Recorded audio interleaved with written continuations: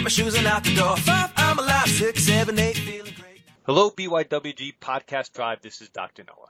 For the month of November, we are featuring an awesome book of the month and an incredible course, or should I say masterclass. As a reminder, all the links for the book and the course of the month will be listed in the show notes in iTunes, in our weekly newsletter, and on our website at www.beyondyourwildestgenes.com at the Listen Now tab. Our book of the month is Estrogeneration: How Estrogenics Are Making You Fat, Sick, and Infertile by Anthony G.J., Ph.D. Tribe, I highly suggest you pick up this book and read it. Our course of the month is the Keto Masterclass, a 45-day program to kickstart your keto lifestyle created by our friend and author of the Paleo Solution and Wired to Eat, Robb Wolf. For a short time, this course is offered at an incredibly low rate of $49. The link for this course will be in all our monthly materials. In the podcast archives at the Listen Now tab on our website at www.beyondyourwildestgenes.com, you can listen to Dr. Mike interview Robb on March 11th, 2017, and most recently on October 15th, 2018. Enjoy the upcoming podcast.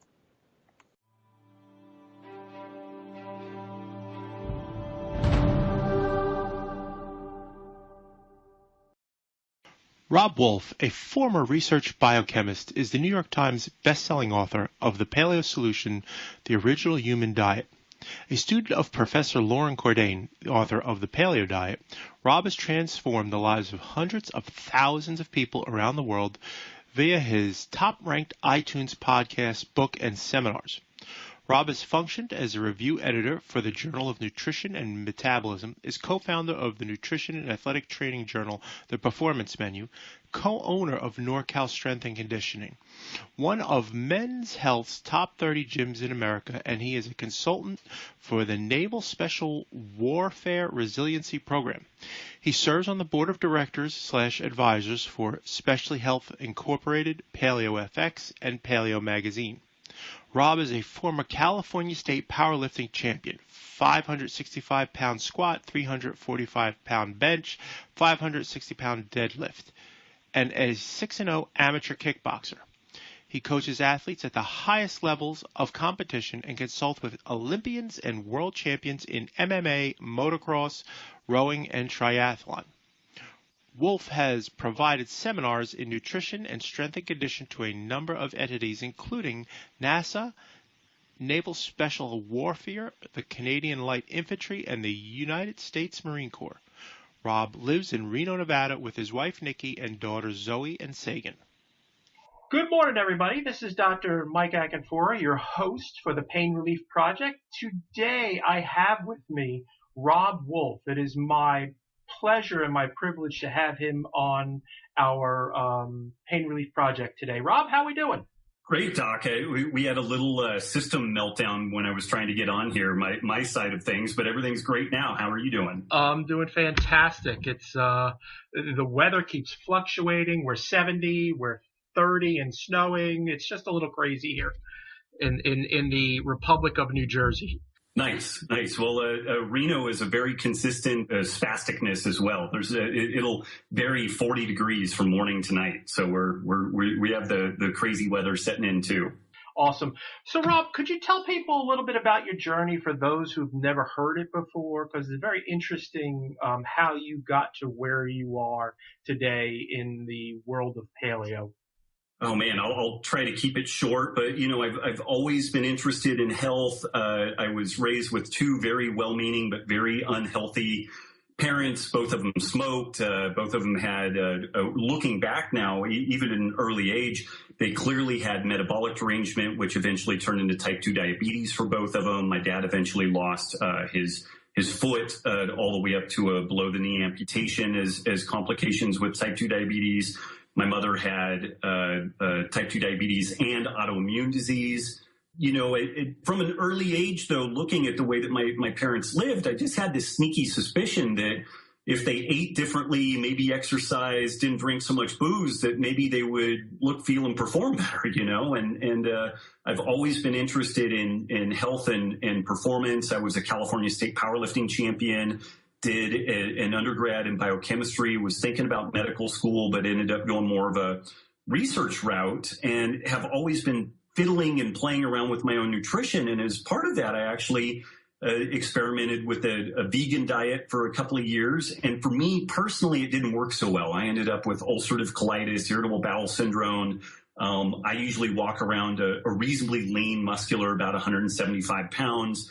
And due to malabsorption issues, I got down to 135 pounds trying to eat this vegan diet, and still eating like 4,000 calories of food a day. But it was basically coming out this, the same way it went in, largely unchanged, very damaged digestive tract. And it was around this time, which was, I believe, 1998, 1999 or area, this idea of a paleo diet got on my radar. And I discovered the work of Lauren Cordain, who became my mentor, another guy, Art Devaney, who was very early in this kind of evolutionary medicine, paleo diet kind of story on the internet. And I started experimenting with that personally. I got to do a little bit of bench-related research with this stuff. And now, almost 15 years later, I'm on the board of directors of a medical clinic that just practices evolutionary medicine, and we deal with everything from traumatic brain injuries to atherogenic cardiovascular disease and metabolic derangement. That's a mouthful. Tell me a little bit. So what changed for me is my background is similar to that. My dad, I know you do a lot of work now, and you're doing some testing with police officers, firefighters, EMS, all them sort of folks. And my dad was, my dad's version of taking diabetes medication was that it allowed him to eat what he wanted. I'm like, it's not really it's not the gig, Dad. So talk to me a little bit about the work that you're doing now, because it's really exciting, and it's something I'd like to see replicated throughout the country. So the clinic that I'm a part of now, they started off as an orthopedic risk assessment clinic. So they would go in and, assess a work area. If somebody was doing like a lift and twist, kind of repetitious movement or something like that, they would look at what was going on orthopedically and assign a risk with that, and then build kind of an insurance model around that whole orthopedic risk assessment program, which became pretty successful and sophisticated on the algorithm side of figuring out what was legitimate risk versus just kind of noise. And so these folks have been motoring along since 1993. Then in 2001, 2002, three University of Nevada, Las Vegas police officers almost died due to cardiac events, and within a month. And retiring these folks, it depends from state to state, but in Nevada, first responders, police, fire, similar workers, when they have certain disease processes occur, it's assumed that their work is a part of that process, which is true because of sleep and stress and poor diet and all kinds of other elements that go on there. And the on the books numbers for retiring these people is about $1.3 million. The real cost can be 5 to 10 times more than that. And so it's very, very expensive for these municipalities to medically retire these people, to say nothing of the fact that if they're fortunate enough to medically retire them, then that's great. Oftentimes these people just die, and they die frequently right in the prime of their work life. Somewhere between like 35 and 55, these people end up dying. So it's very expensive. It's very costly in human resources and to say nothing of the emotional impact that occurs on folks.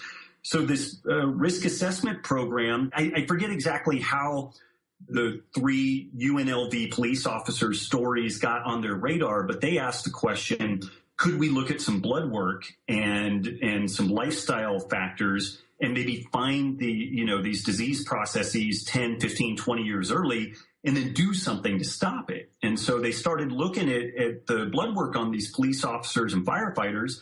Sure enough, they found people that were at high risk for metabolic derangement, disordered lipids, and blood glucose levels. And this was around 2003, 2004. And what the folks here at Specialty Health did is that they put these folks on a high-carb, low-fat American Dietetics Association diet, and these folks got worse. Not just a little bit worse, but dramatically worse. But it's really interesting, and it's fantastic because we have this chunk of data where, following the rules that are laid out to us by the government and by our main brokers of what we should or shouldn't be eating, actually made these people markedly worse. And so they did their due diligence. They did standard of care. Standard of care didn't work. They started looking around for some alternatives. And eventually this idea of a lower carb diet got on their radar, this paleo concept and looking at anti-inflammatory foods and an anti-inflammatory diet got on their radar. And that's where we really had this dramatic shift. And we did a 2-year pilot study that took 35 police and firefighters that were found to be at exceptionally high risk for type 2 diabetes and cardiovascular disease, put them on a paleo diet, modified their sleep as best we could, which is very difficult because these folks still have shift work, but we did some counseling on how to better improve their sleep, got them exercising with some local gyms, and based off of the changes in their blood work and their physical, it's estimated that we've saved the city of Reno about $22 million, and that was at a very conservative 33-to-1 return on investment. That was really kind of a big eye-opener. We've written that up in the International Chiefs of Police magazine, and we're working on some medical publications, but we also have a couple of patents under process, and so we're waiting to get the patents shored up on some of the IT algorithms that we have, and then we're going to publish on the medical side. But we've been working to scale this whole process and take it first nationally and then hopefully internationally, and try to get practitioners near everyone that, needs help, which seems to be damn near everybody. It is remarkable. In our chiropractic office, we do a 30-day paleo challenge, but the caveat to that is we include heart rate variability as one of the factors. And I'm telling you, the results, you want to talk about look, feel, and function or performance. That's almost secondary to what we see in the improvements in heart rate variability. Right. It's just remarkable. Yeah, we use HRV in our clinic a little bit. I'm advocating for it being more broadly utilized, but it's such a great tool because it tells you, it takes a really nice macro view of what's going on the individual, and it could be sleep, it could be exercise-induced stress, it could be food intolerances, it could be any one of a number of things. But if something is affecting an individual such that it's bringing down their adaptive capacity, then that's going to be immediately recognized on the HRV. Now, it doesn't, you need to be wily enough to figure out what that issue is then, but it at least tells you that there's something going right or something going wrong. I really like that HRV platform for tracking the big macro view on folks. Absolutely. Absolutely. So let's just back up a second and take a look at why you wrote this little book a couple of years ago. It was called The Paleo Solution. Talk about why this ancestral look at our health is now coming into vogue, and talk to a little bit about writing the book and that nature. Oh man. Well, I think that this ancestral health model, it has, clearly people will argue and debate this stuff. So, take with a grain of salt that I'm clearly biased on this whole thing, but I have this sneaky suspicion that the way that organisms evolved in their environment have really important influences in their health and wellness and reproduction and all that type of stuff. And changes in that environment can either be beneficial or negative, and sometimes mixtures of both. There can be both upside and downside potentially. We see that with antibiotic use. Antibiotics could save you from a potentially life-ending infection, but it also can alter your gut flora and then cause some problems with obesity and ulcerative colitis and stuff like that. So some things are clearly good or bad. Some things are a mixed bag, but I still go back to this kind of big macro picture of, we look at an organism, let's say that we're an alien and we land on a planet and that alien starts studying these organisms. What do they study? Well, what does it eat? What time does it go to sleep? Does it sleep at all? Is it social or not social? And you start looking at these elements of the organism. And for humans, we evolved in small hunter-gatherer groups. This was a very long process. We've had a mixed omnivorous diet for huge periods of time, some evolutionarily novel foods, some evolutionarily novel lifestyle changes that have occurred, like electric lights and being able to stay up and alter our photoperiod and circadian rhythm. these things have really dramatic impacts on our health. And so I think on the one hand, this ancestral health scene has been gaining a lot of momentum because what we're talking about and what we're suggesting actually works and really helps people. And then this thing really, we were able to benefit from the internet and social media and folks being able to try this stuff on like a sweater. Like my greasy used car salesman pitch is give it a shot for 30 days, see how you look, feel, and perform, track some blood work before, track some blood work afterwards. And if you hate the results, do something else. It's not a religion. It's not a political ideology. You can change what you do, and it's just 30, maybe 60 days of tinkering to see what's going on. And if you currently look, feel, and perform as good as you possibly think you can, if you have the body composition you want, the energy you want, don't need to talk to me. Keep doing what you're doing. But, I've run across a lot of people who had a lot of issues like degenerative diseases, particularly in the autoimmune genre and in the gastrointestinal related issues. And that's really, if there's an area that paleo has really shined relative to, say, like a zone diet or something like that, we've really cracked a big nut in figuring out like systemic inflammatory diseases and the interrelationship between those issues and gut health. And I think that all of those things have kind of converged together, and that's been a big driver of why this paleo ancestral health movement has been growing at an exponential rate since around 2006. Agreed 100%. And as one of those folks who I've lost about 100 pounds, always an athlete, but after the athletic days waned, I continued to eat like I was an athlete, and that weight came on after 2 kids. And finally took a look at it. And that's when your book came along, and I was like, I need to give this a shot. And it coincided with my wife getting sick and getting cancer, and looking at this and recognizing that, hey, this model that we're eating in, and I was an exercise physiologist as well, this model that we're eating in isn't working, and we needed to change it. And lo and behold, your book comes along, and we both gobble it up. And thank God you're looking 5 years later, all the markers are remarkably normal. Right. And that's earth shaking for most people. Yeah. Some days, I've been doing this for 15 years, and some days you're kind of like, am I making any change? Is there anything good going on out there? And then my assistants, I think that they get a sense of what's going on with me internally, and then they will start feeding me some of the thank you emails that we get, and not just the, you guys are screwing this up emails. And you get these things where this is a funny thing. Like I had suspected for a long time that this kind of paleo approach and addressing gut issues could be very powerful for autoimmune disease. And this is one of the ironies, is that my mom ultimately died due to complications from autoimmune disease, and I could never get her to buy in on this stuff. But I had just ages ago talked to a few folks that had like lupus, rheumatoid arthritis, multiple sclerosis, recommended that they modify the way that they eat. And there was actually a great book out at that time called Protein Power Life Plan by Mike and Mary Eads, which is still a phenomenal book, and it covers so much stuff: sunlight, vitamin D, photoperiod, gut health. The book has really stood the test of time. But these folks had shocking changes in their health, and they would come into my work and they would show me this stuff. Their medical work, and they're like, so my anti-nuclear antibodies are off the charts before I started eating this way. Now they're normal afterwards, and my rheumatologist can't make heads or tails of it. Like basically they no longer have lupus or rheumatoid arthritis or whatever you have. But these were super small, isolated incidents. But I thought that we were right. I thought that this stuff was accurate.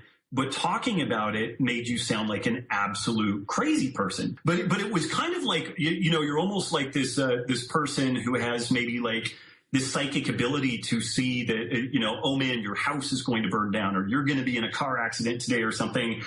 And you have a chance to intervene and try to help the person. The person thinks you're insane. And, but yet you still know that you're probably right and that you can't help these people. But I spent a good 10 years feeling like the absolute crazy person, but it's slowly turning around now. We have people like Dr. Terry Walls, who has done, I think 3 or 4 clinical trials on a paleo type diet for multiple sclerosis and lupus, and they've just had remarkably favorable results with this. And so we're finally starting to validate and vet this stuff. But it was kind of scary, kind of frustrating, that I was pretty sure that we were on to something with this information.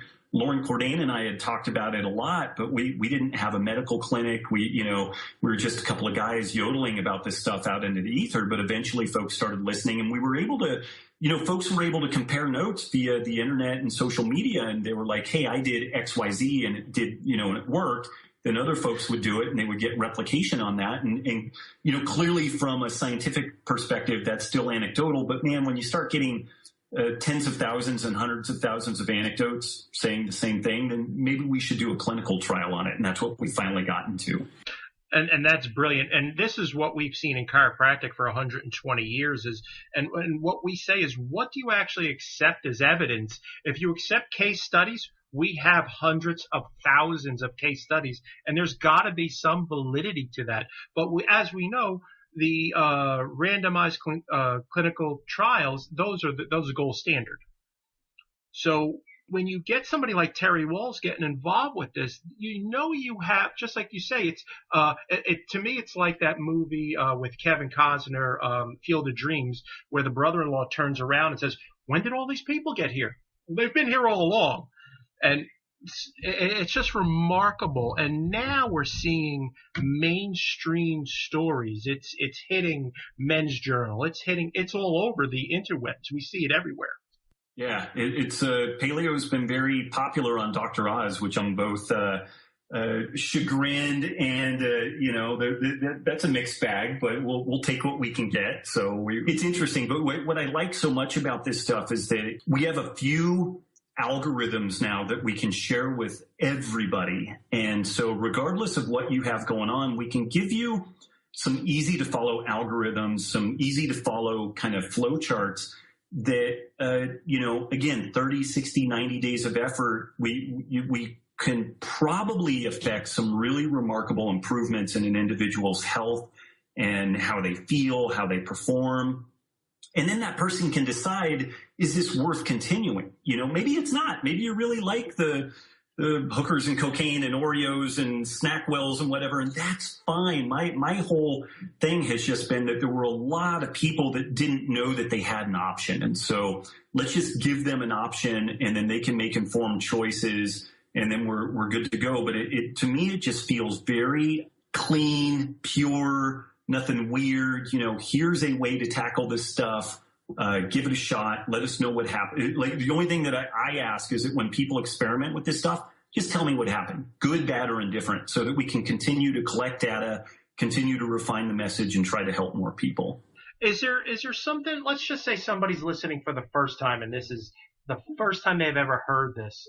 Could you talk a little bit about some of those algorithms that you're speaking of so that they get an idea of it? Sure. Yeah. For me, man, and so if this is the first time that somebody's heard about this stuff, it's liable to blow them out of the water. But I really like starting folks at a spot where we go 30 days and we don't eat any grains, no legumes, no dairy. It's fruits, vegetables, roots, shoots, tubers, ideally grass-fed or wild-caught fish and game, although that high level of quality is not by any means the must-have. Conventionally grown meats are fine. I like to move people for a variety of reasons, both ethical and sustainability oriented towards that stuff, but it's not the make or break deal. But we're talking about some a lot of fruits and vegetables, root, shoots, tubers for our carbohydrates, good quality animal proteins, and we try to go to bed earlier. That's a biggie. Even though I'm the food guy, I end up probably spending 60 or 70% of my time these days talking about sleep and photo period. And that's where we start. And we try to get people doing some walking, maybe doing some push-ups and lifting a little bit of weights if they feel like doing that. If not, just do some walking and generally be active. And that's the crazy onerous buy-in, have some scrambled eggs and a piece of bacon and a half of a cantaloupe for breakfast, and for lunch do a part of a quarter of a chicken and a big salad, and maybe some fruit or a yam or a sweet potato with that, and then something similar for dinner, and maybe have a glass of red wine with it after the 30 days. We try to minimize the booze a little bit for a while also, but that's kind of the crazy thing that I'm recommending. And once folks have been down that road for a while, we figure out if they can tolerate other things like grains. I try to keep everybody off of gluten-containing grains. It just seems to be almost a universality that gluten causes problems with people. I see other folks do fine with some rice and some corn and some things like that. Some people do better or worse with dairy, and they'll notice that by, some kind of inflammatory responses, joint achiness, runny nose, those sorts of things. But it's basically a system reset, and we start you start things kind of on the tight and stringent side, and then we figure out how much latitude you can get away with where the return on investment is good. I find that people do fine with 85 or 90% dark chocolate. Like, they can kind of eat that with somewhat reckless abandon, and they're okay. They can have some coffee and some tea and stuff like that. But we just kind of shift things towards a whole unprocessed way of eating, and really try to avoid gluten, and sleep as if you were a decadent 13 or 14-year-old, and things usually go pretty well. So, Rob, let's dive into this, because this is what I see as something that really needs to be addressed. Let's look at this sleep thing, because you, having worked with folks that are doing shift work, I mean, this is just as detrimental to their health, if not more, than what they're consuming or their lack of exercise. So, can we dial in on that a little bit? Yeah, and I would eat, again, because I'm the food guy, you would think that I would just be beating this food drum, but I would really argue, and you made the point really well, I would argue that the poor sleep that people are getting is probably more detrimental than the bad food that they're consuming. And now, somebody will always have an example of somebody who's eating so horrifically, terribly that, I could say, okay, well, we have one exception to the rule. There's always an exception to the rule. But here's an interesting aside that I learned from my good friend, Dr. Kirk Parsley, who is a retired Navy SEAL, became a doctor, and then has been the medical director for the West Coast SEAL teams for the last 6 or 8 years. And then he recently retired from that position. But he really intimately understands sleep deprivation from both the Navy SEAL side of things and from, being a physician. Like, he's picked two professions that just absolutely crush you with regards to sleep deprivation.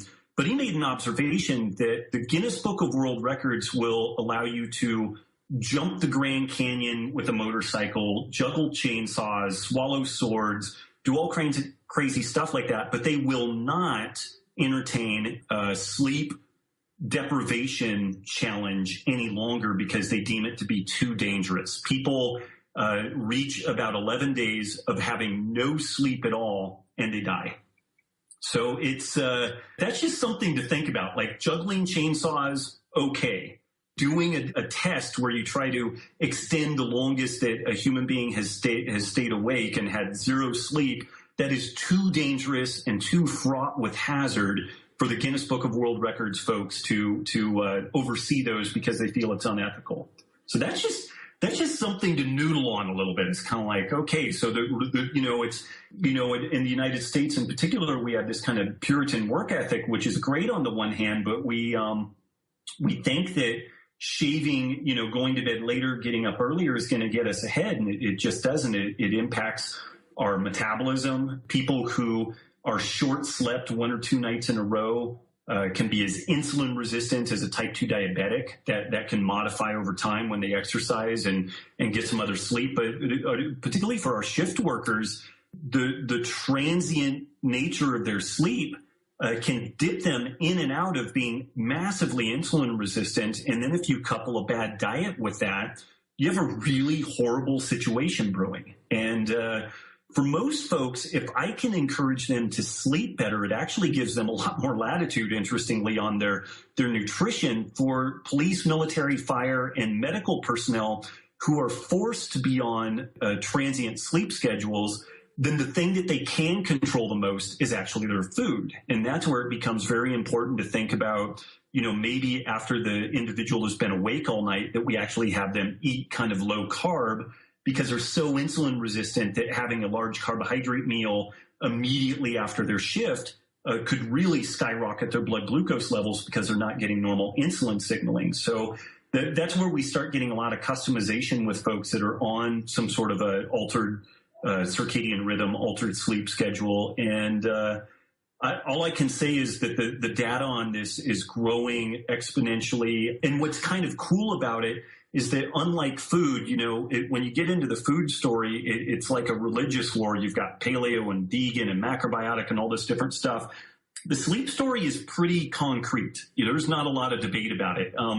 High-powered CEOs will whine that they don't want to sleep more because they feel like they need to work harder to get ahead. And so that's a whole neuroses issue that you need to deal with. But you're not really battling these kind of sectarian things that you see within the food story. So I see tackling sleep as actually a very accessible place to start having any conversation about health. And then what's interesting is that the things that sleep disturbance does to us, it damages intestinal integrity, so it makes us inflamed in that way. We end up with gut permeability, makes us metabolically broken, causes insulin resistance, it increases cortisol, drops testosterone in both men and women, it alters growth hormone signaling. When you look at what that does, and then when you start asking the question, well, what can we do outside of just sleeping more that will help address that?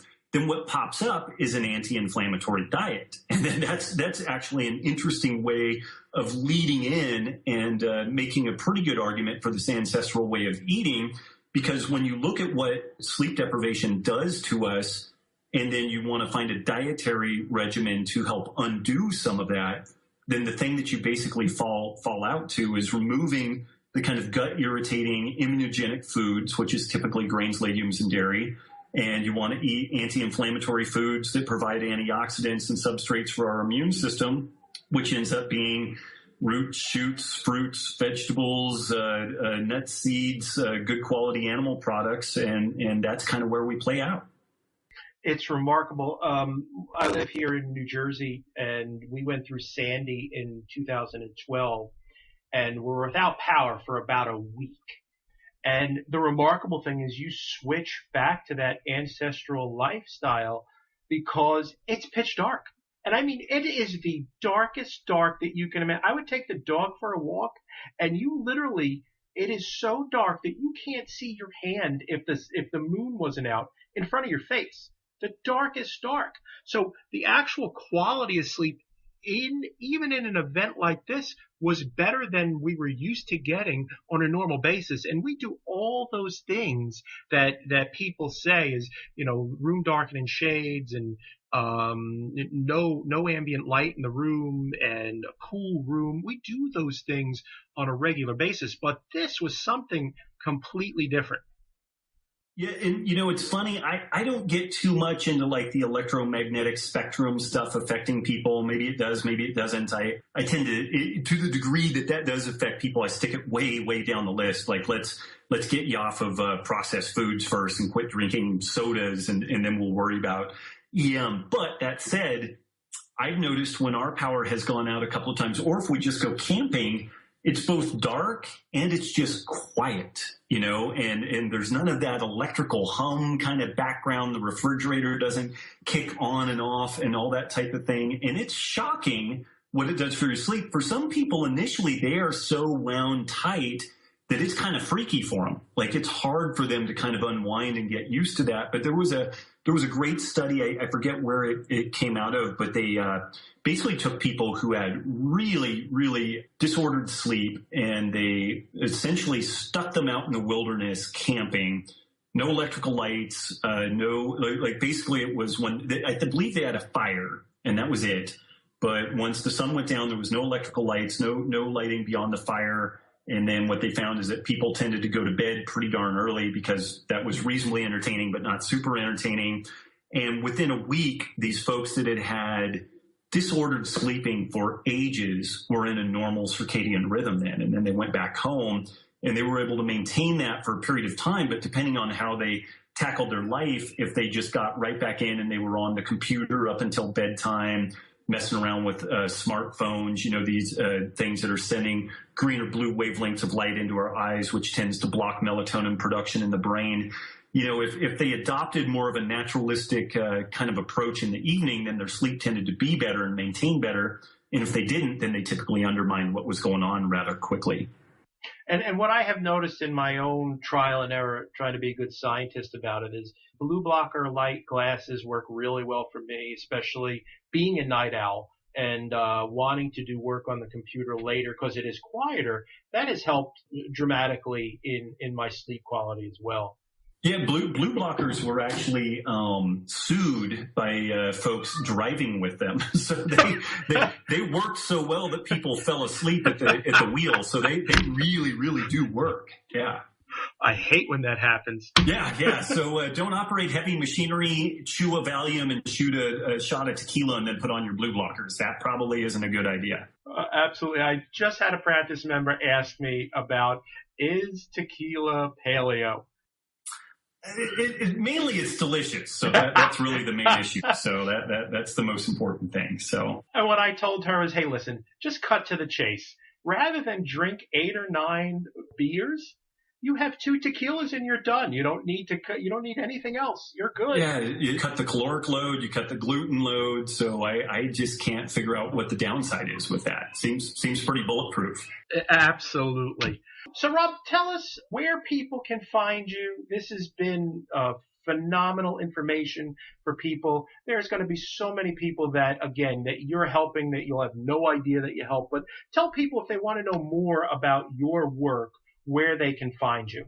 RobbWolf.com, RobbWolf.com is kind of where I hang out for the bulk of my time. I have a Facebook page, both for the main site and kind of a personal page. And, I have a 4-year-old podcast now with a couple of 100 entries that I've covered just about any topic that you could imagine. So, that's where you'll find me. If folks want to check this stuff out, we have a free 30-day meal guide, shopping and food guide. Everything that you would need to eat this kind of paleo ancestral life way is available for free on my front page. That is brilliant. And the name of the podcast is Robb The Wolf. Paleo Solution. The Paleo Solution. Yeah. Wonderful. Yeah. Rob, thanks so much for being on the Pain Relief Project today. I really appreciate you taking your time, and we'll talk to you soon. Thanks, Doc. Huge honor being on the show. Thank you.